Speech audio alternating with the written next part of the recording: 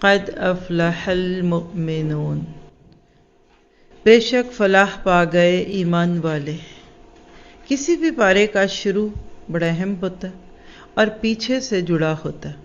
اگر آپ 70ویں پارے کی آخری آیات، جو سورہ حج کی بھی آخری آیات تھی، تو وہ دیکھیں تو اس میں امت مسلمہ کو ایک سبق دیا گیا تھا، یا ایھا الذین آمنوا ارکعوا واسجدوا، یاد کر لیجئے۔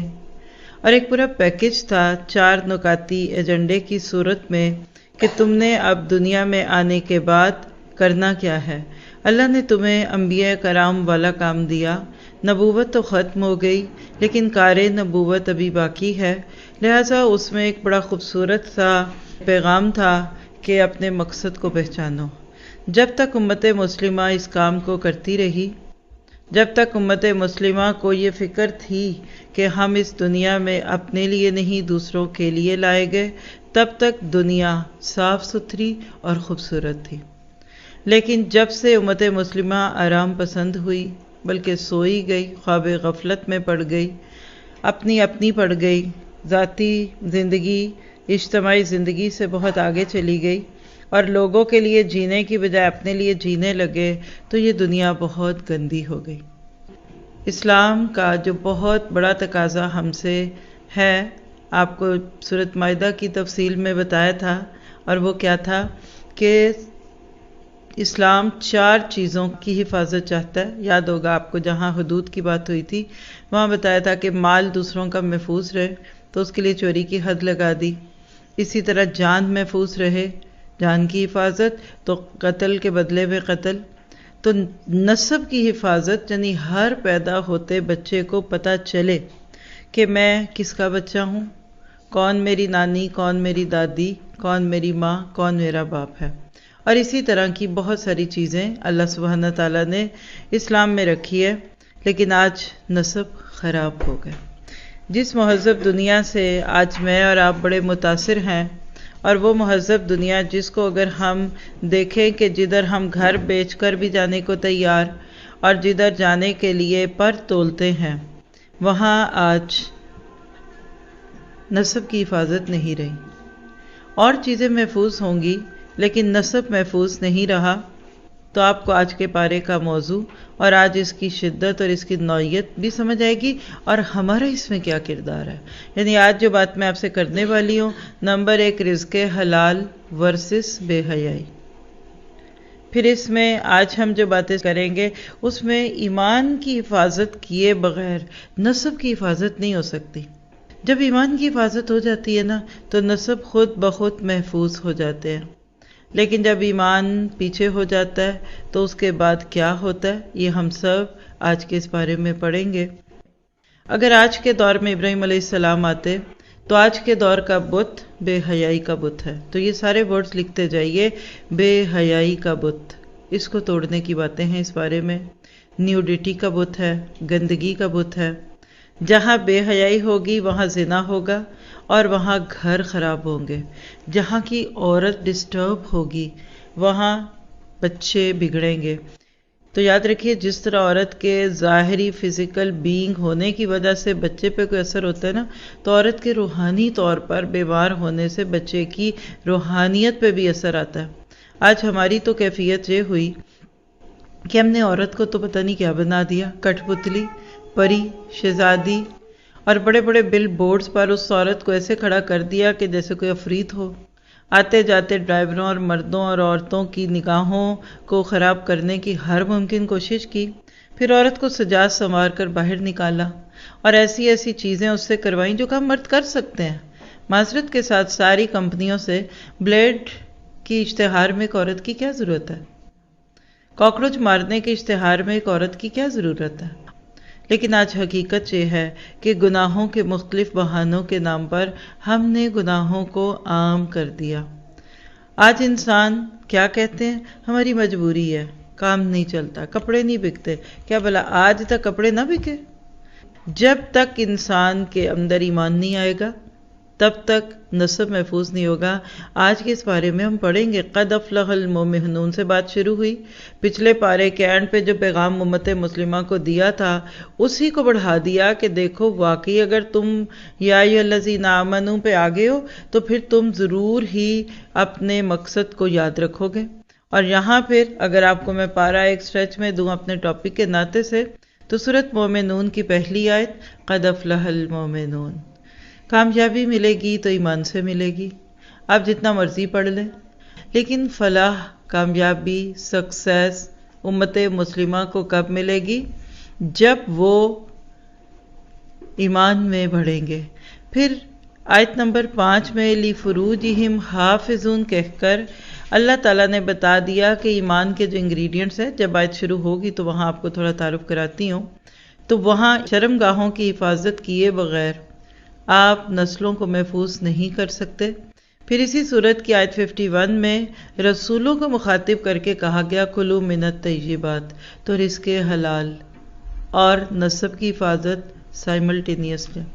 بے حیائی وہاں ہوگی اور اسراف وہاں ہوگا اور نمائش وہاں ہوگی جہاں کچھ نہ کچھ پرسنٹ مال میں، کمائی میں خرابی ضرور ہوگی۔ چونچلے حلال کے مال سے اول تو چلتے نہیں ہیں، اور اگر چلنے لگیں پمپ اینڈ شو والی شادیاں کی جائیں تو دل پہ ہاتھ بڑا پڑتا ہے کہ بڑی محنت کی کمائی یہ کدھر پانی میں ڈال دی۔ گھر کے بزرگ مرد جو محنتوں سے کماتے ہیں ان سے پوچھئے، وہ کہتے ہیں اس طرح ضائع کرنے سے تو بہتر ہے بیٹی کو پلاٹ لے دو، اس کو کوئی گھر لے دو، کوئی اس کی آخرت بن جائے، کوئی اس کی دنیا بن جائے، کوئی ایسا کام اس کے لیے کر دیا جائے، تو پیسے کا ہونا یا نہ ہونا بڑی بات نہیں، لیکن عموماً ایزی کم ایزی گو والی کیفیت ہے۔ پھر آیت 59-60 میں اللہ نے ایک ایسے کردار سے آپ کو مجھے روشناس کروانا ہے کہ جو نیکیاں کر کے بھی ڈرتے ہیں۔ من خشیت ربہم مشفقون، یہ وہ لوگ ہیں جو وَاعْمَلُوا صَالِحًا پر عمل کرتے ہیں، اللہ ہمیں اس میں ڈال دے۔ اور پھر سورت کے اینڈ کے قریب 115 آیت میں أَفَحَسِبْتُمْ أَنَّمَا خَلَقْنَاكُمْ عَبَثًا، کیا بس تم نے یہ گمان کیا کہ ہم نے تمہیں بیکار پیدا کیا؟ وَأَنَّكُمْ إِلَيْنَا لَا تُرْجَعُونَ، اور تم ہماری طرف لوٹائے نہ جاؤ گے۔ بے مقصدیت نے ہمیں مسرف بھی بنا دیا اور ہمیں مبذر بھی بنا دیا، اور سیلف پروجیکشن پہ ایسے ڈال دیا کہ ہم بھول ہی گئے کہ یہ میری بیٹی، یہ میری بہن، یہ میری بیوی، دوسرے اس کو کس نگاہ سے دیکھ رہے ہیں۔ کبھی آپ نے سوچا؟ اور اگر آج واقعہ کی بات کریں جو ہم اس صورت میں آگے پڑھیں گے، سورت نور جب شروع ہوگی تو آپ دیکھیں گے کہ دوسری آیت نمبر 2 سے لے کے 10 تک زنا زنا زنا، اس کی قباحتیں، کیونکہ آج جو پلیگ، آج جو دیمک لگ چکی ہے نا انسانیت کو، وہ زنا کی دیمک ہے۔ تو زنا کی دیمک لکھ دیجئے، پلیگ آف ایڈلٹری۔ میں مانوں نہ مانوں، میں یہاں آ کر بیٹھ کے یہ باتیں کروں نہ کروں، لیکن یہ سچ ہے۔ اور جب کوئی بے پردگی کی بات کرے، میرا دل تو صاف ہے جی، اور پردہ تو دل کا ہوتا ہے، دعا کیجئے کہ ہمارے دلوں پہ پڑے ہوئے پردے ہٹ جائیں۔ یہ چہرے پہ ڈالنے والا پردہ تھا، دل پہ نہیں، دلوں پہ تو کفار کے تھے۔ سورت بنی اسرائیل میں آپ پڑھ کر آئے ہیں، سورت الانعام میں بھی پڑھا ہے، کفار کہا کرتے تھے ہمارے دلوں پہ بڑے پردے پڑے، جو مرضی کہہ لیں ہم کوئی نہیں سنیں گے۔ اقینہ کا لفظ ہے، جہاں شادیوں میں، خوشیوں میں نمازیں چھٹتی ہیں تو کہتے ہیں کوئی بات نہیں، اللہ کو سب پتہ، نمازیں تو روز پڑھیں گے، اور فلاں نمازی کو نہیں دیکھا، پڑھ کر بھی تو اتنے غلط کام کرتا ہے، تو اگر میں پڑھ لوں گی تو کیا ہوگا۔ اور جب شراب نوشی کی بات ہو، کہتے ہیں کیا کریں، ہماری شادیوں میں کچھ نان مسلمز بھی آتے ہیں، یعنی وہ ایسے نان مسلم ہے کہ وہ 2 گھنٹے شراب کے بغیر جی نہیں سکتے۔ سوچنے کی بات ہے۔ اور اللہ بڑا مہربان اور غفور الرحیم ہے۔ پھر غصے بصر جو اس بارے میں ہم پڑھنے والے ہیں، جب سورت نور پہ ہم پہنچتے ہیں تو آیت نمبر 2 سے 10 تک زنا سے متعلقات چیزیں، اور آیت 11 پہ جائیں گے تو واقعہ عفق کا جو آج کی سٹوری ہے ہماری، انشاءاللہ بھی اس کو پڑھتے ہیں۔ آیت 19 پہ جاتے ہیں تو تشیع الفاحشہ، اور آیت 23 پہ جاتے ہیں تو یرمون المحصنات، اور آگے جائیے تو آیت نور، اللہ نور السماوات والارض مثل نوری کا مشکات۔ تو ساری بات کو اگر میں آپ کے سامنے رکھوں تو آج ہم ایک بڑے ہی ناسور کا تذکرہ کرنے لگے، جیسے زخم کو کریدے نا تو اس میں سے پس نکلتی ہے اور اس میں سے خون نکلتا ہے۔ چلیے وہ تو گورے ہوئے، ان کو چھوڑ دیجئے، ان کی ٹانگیں ننگی ہیں، ہونے دیجئے۔ دیکھیے ایمان نہیں ہے نا تو جو مرضی کرو، موجیں ہی مارو۔ اللہ کا سارا غصہ اور اللہ تعالیٰ کی ساری امیدیں ایمان والوں سے ہیں، کیونکہ قد افلح المومنون۔ ایک بندے نے آپ کو امید ہی نہیں دلائی تو آپ سے وہ گلہ کس بات کا کرے گا؟ ہمارے بچے جوان ہوئے بیٹھے ہیں اور ہم ان کے نکاح نہیں کرتے، یہ بھی اس بارے میں آپ پڑھیں گے، وانکحوا الیام، بے جوڑوں کی شادی کر دو، جھڑوں کی شادی کر دو، رانڈ کی شادی کر دو، مطلقات اور مطلقین کی شادی کر دو، کیونکہ جب انسان اپنے آپ کو شیطان کے ہاتھوں میں دیتا ہے تو کیا ہوتا ہے؟ پھر وہ غلط کام کرواتا ہے۔ روزہ کھلنے کے وقت آپ کے دل میں کیا ہوتا ہے؟ کیا بنا دو اپنے بچوں کے لیے؟ ہائے بھوکے ہیں، ہائے سارا دن کچھ نہیں کھایا، تو کیا آپ کو ان کی روحانی بھوک، ان کی نفسانی بھوک کا خیال نہیں آتا؟ اور آپ دیکھتے جائیں گے کہ اس پورے پارے میں تعمیر سیرت کی بڑی خوبصورت باتیں ہیں۔ اگر موضوع سے متعلق آپ کو میں نے اگر سورۃ نور تک پہنچا دیا، تو اگر ہم اس پارے کو اس موضوع کے اندر جو آج ہم دیکھ رہے ہیں، تو آپ دیکھیے کہ کردار سازی، آج ہماری نسلوں کی کردار سازی نہیں ہو رہی۔ حضرت عائشہ صدیقہ سے کسی نے پوچھا اللہ کے نبی کے اخلاق کیسے تھے؟ تو کہا تو نے سورہ مومنون کے شروع کی آیتیں نہیں پڑھی؟ قد افلح المومنون سے اولئک هم الوارثون، کہا اللہ کے نبی ان آیتوں کے مطابق تھے، کان خلقہ القرآن۔ اللہ تعالیٰ کیسے آپ کو مجھے ان قوموں کی کہانیاں اس میں سناتے ہیں؟ آپ سورہ مومنون کی پہلی 11 آیتوں میں دیکھیں تو پیکج ہے۔ قرآن پاک میں 3 پیکجز ہیں۔ پہلا سورۃ معارج میں بالکل بیسک مسلمز، آپ کا وہ بچہ جو نماز نہیں پڑھتا، آپ کا وہ شوہر یا وہ آپ کا بھائی یا وہ آپ کی بہن یا کوئی عورت مرد جو بالکل اسلام سے دور ہو گیا، آپ اس کو سورۃ معارج کا وہ رکوع پڑھا دیجئے کہ جس میں بیسکس آف اسلام ہے۔ اس کے بعد دوسرا پیکج ہے، وہ آج ہمارے سامنے ہے پارے کے شروع میں، قد افلح المومنون سے لے کے یہ کون ہے جو بیسک سے آگے اب تھوڑا سا اور بہتر ہونا چاہتے ہیں۔ پھر اس میں تزکیہ ہوتا ہے، پھر اس میں لغویات سے بندہ ہٹتا ہے، اور تیسرا کردار آپ کو کل کے پارے میں ملے گا عباد الرحمن۔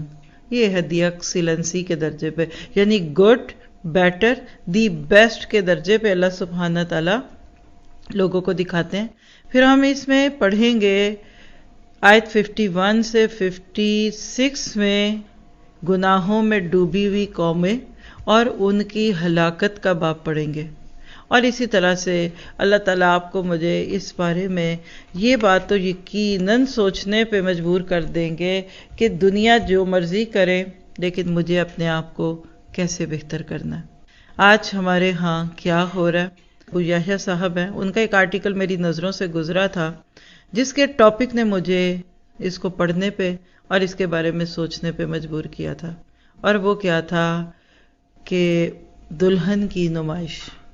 یقین کریں کہ ایک ایک لفظ ہے چھپتا ہوا لیکن ہے سچ۔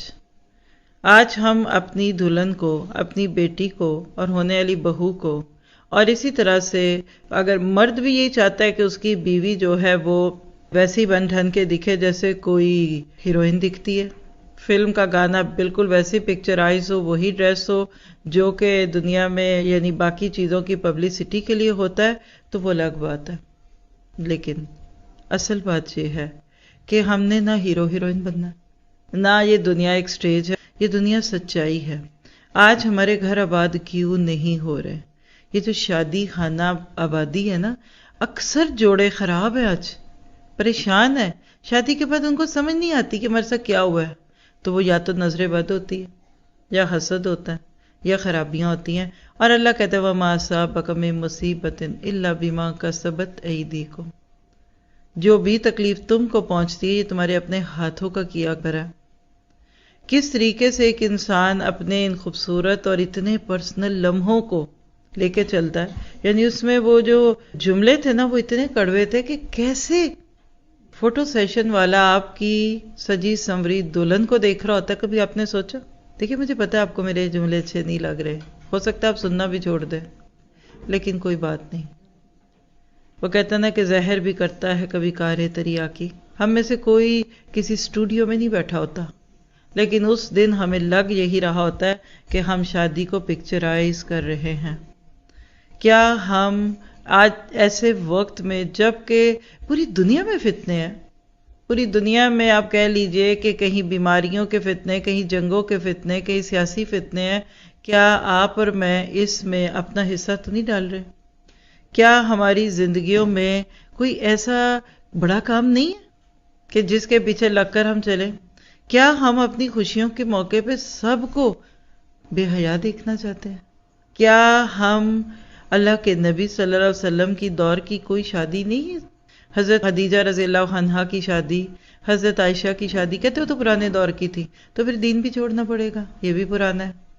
ہمیں ان ساری چیزوں کو پڑھتے سنتے وقت کم از کم اپنے سے ایک نیت کرنی ہے کہ اللہ جو پڑھوں گی عمل کرنے کی نیت سے پڑھوں گی، اور جو سنوں گی اس کو اپنی ذات پہ پڑھوں گی۔ اس وقت آپ کو مجھے بالکل حق نہیں ہے کہ ہم کسی دوسرے کی شادی کو سوچیں، ہاں فلاں کی ایسے ہوئی تھی، میں ادھر گئی تھی تو یہ ہوا تھا، میں ادھر گئی تھی تو ایسے ہوا تھا اور ویسے ہوا تھا۔ نہیں، آپ اور میں اپنی فکریں کریں کہ ہم کیسے اس طوفان بدتمیزی کو روک سکتے ہیں، ہم کیسے اس کو لے کر چل سکتے ہیں۔